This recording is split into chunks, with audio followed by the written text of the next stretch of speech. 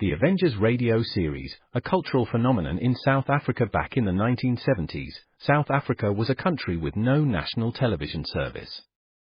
It wasn't until 1976 that the country would get its first taste of television broadcasts. But before that, radio was the primary medium of entertainment and information for the masses. This was the context when The Avengers, a British spy FI series, made its debut on South African radio and became a cultural phenomenon. The Avengers was a British television series that originally aired from 1961 to 1969. The show revolved around the adventures of John Steed, a suave and sophisticated secret agent, and his various female associates. The series was a unique blend of traditional spy thriller elements with science fiction and fantasy, which set it apart from other shows of its time. While the series was hugely popular in the UK and had also made a significant impact in the American markets, being one of the rare British series given a network transmission slot, it was virtually unknown in South Africa. This was primarily due to the lack of a national television service in the country until 1976. However, as a film series, The Avengers was able to gain some exposure in South Africa through film rentals. But it was the launch of the radio series that truly brought The Avengers to the masses in South Africa. Come and listen at www.myclassicradio.net. Thanks, and hello, everybody. We have Eli Partner back, of the Pick a Card Company, you'll remember. Hello, Mr. Partner, over there in our ready for me now? chairs. No, we're not yet, sir, but we will be in just a short while. If you just sit tight there. I'm almost 24 hours here in town too long. Well, I'm sure it's been... to get back to the grind. It's been a pleasant experience for you, hasn't it, staying at the Barbary Hotel? Yes, it has. Close the door, will you, please? Those people, was it yesterday you told them to blow the horns at 3:01? Oh, that's it. That's it, sure. Because the air conditioner has broken down, we left the door open until we just went on the exit. We'll get to you later, Mr. Partner. All right. Now then, if we could have stirring type music, please.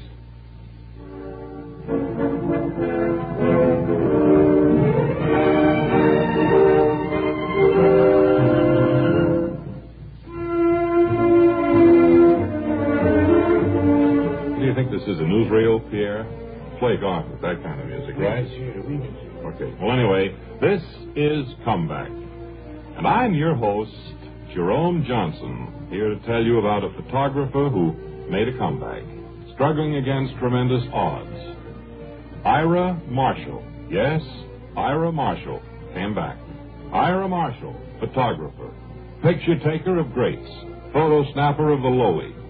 A man who came back, Mr. Ira Marshall. Thank you, Jerome Johnson, for letting me tell you of my comeback. With a little help.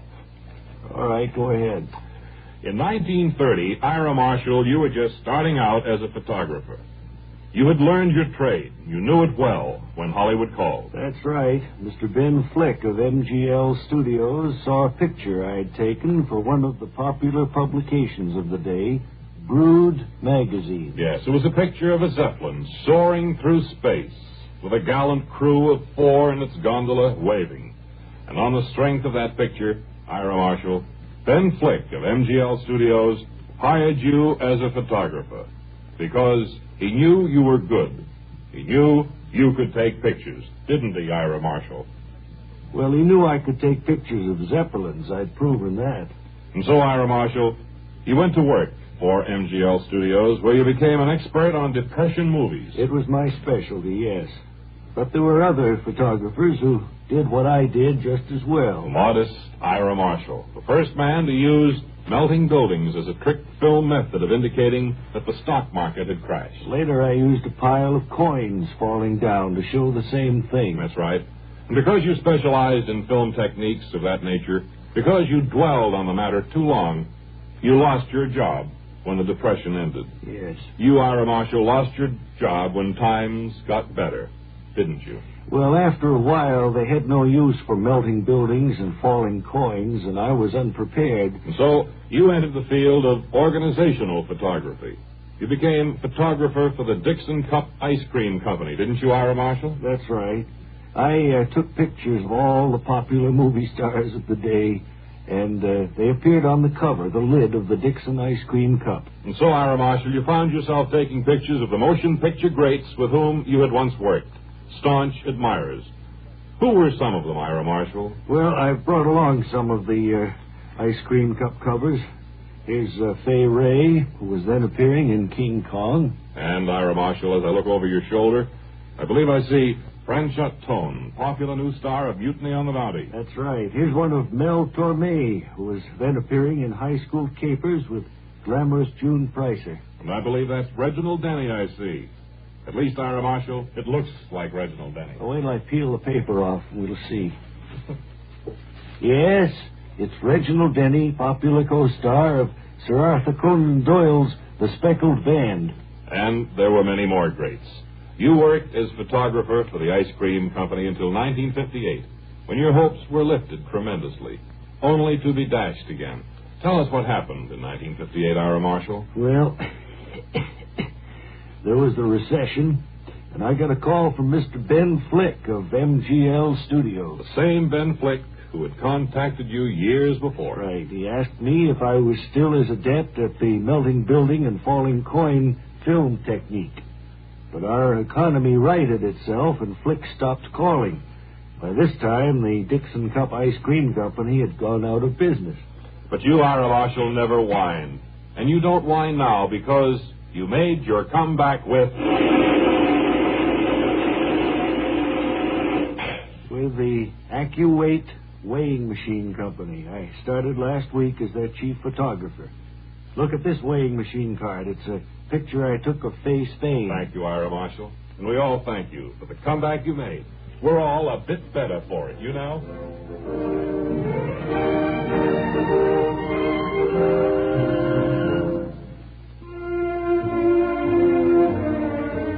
Not yet, Eli, partner of the Pick-a-Card card company. No, we're not ready.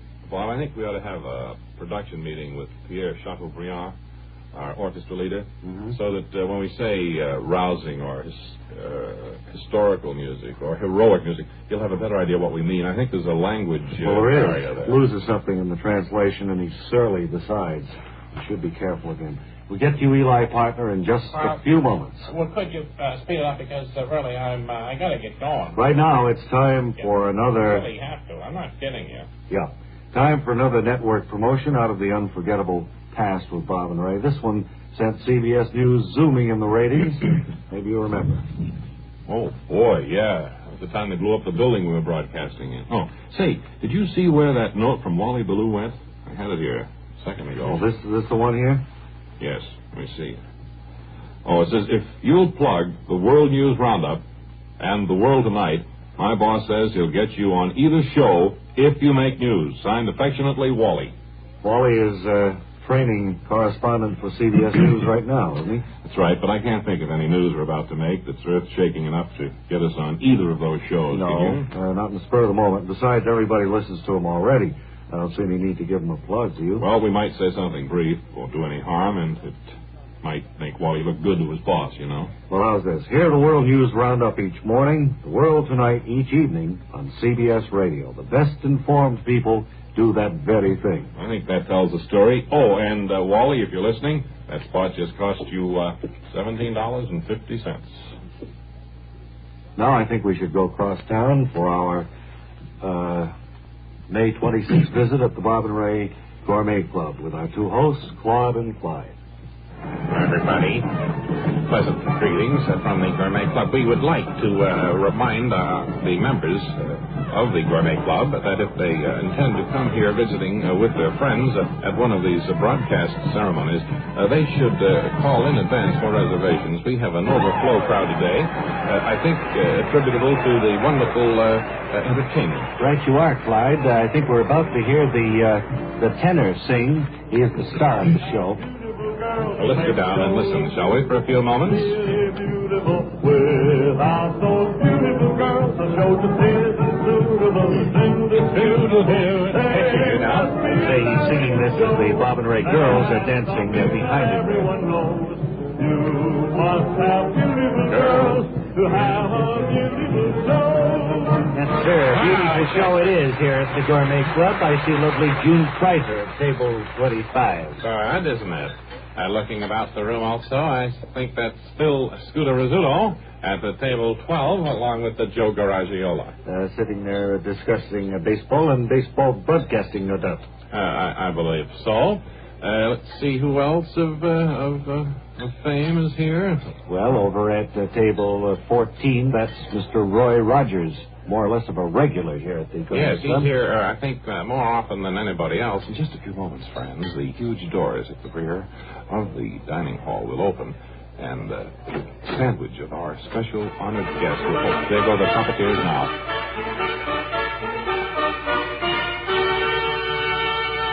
Fanfare announces the arrival of a famous person's sandwich, which in due course will be opened here on the dais, described to you, the audience, and then placed under the glass globe for the guests to dance or walk by and look at. Thank you very much. The sandwich arrived in a brown paper bag, and it is wrapped in a waxed paper with scalloped edges and neatly folded. I would hazard to guess that this sandwich had been prepared by a woman for a man. Yes, who is the honored guest? Very neatly done sandwich. Lowell Thomas. Sandwich of a Lowell Thomas, the one he will eat during rehearsal today, or just after going on the air. And our congratulations to him. What kind is it, Clyde? Well, the sandwich is a rye bread. The crusts have been removed with a very sharp knife.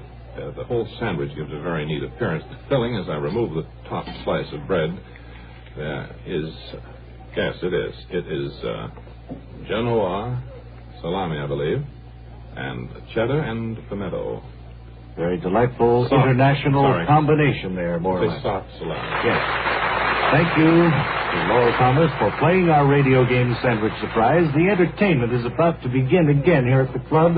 And as we leave on this happy note, the dancers are coming by the dais and looking at the sandwich. Till next time, then, from Claude and Clyde, a very good day.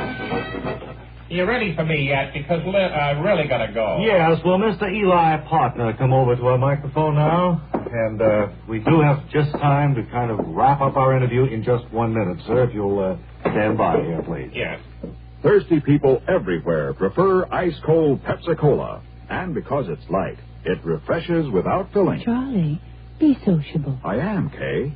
Pepsi is a favorite of thirsty people from Maine to Hawaii, from Alaska to Florida. Charlie. It's perfect for parties or picnics, so serve Pepsi to your guests. That's helpful, but... This is the sociable part. Keep plenty of Pepsi ice-cold and ready. Remember, it goes fast because everybody likes Pepsi. Singing still sounds more inviting. May I? Be sociable, look smart, keep up to date with Pepsi. Drink light, refreshing Pepsi. Stay young and fair and get there. Be sociable, have a Pepsi. But singing doesn't say, pick up an extra carton of Pepsi today. Better yet, get a case. You do that.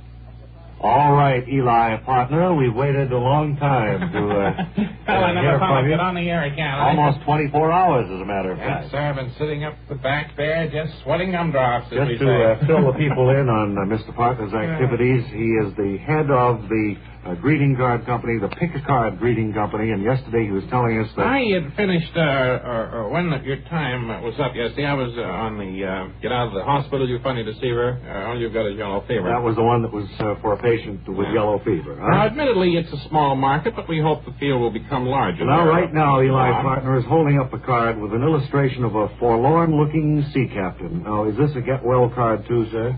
No, this one is pretty much like the diver card, or enlargement of a social area theme. Would you mind reading the text on the card? I think you have time. This is card 675A. Forlorn-looking sea captain, enlargement of social area card.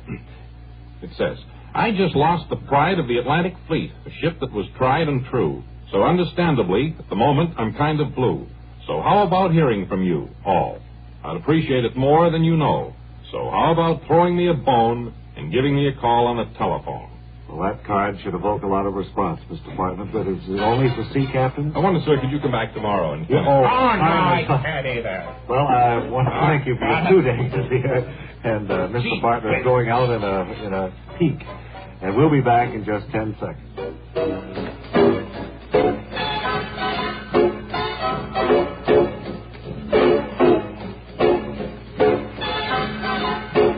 That's it, huh? Until tomorrow, this is Ray Goulding reminding you to write if you get work. Bob Elliott reminding you to hang by your thumb. 10 timely capsules each weekend. It's Camera on Sports on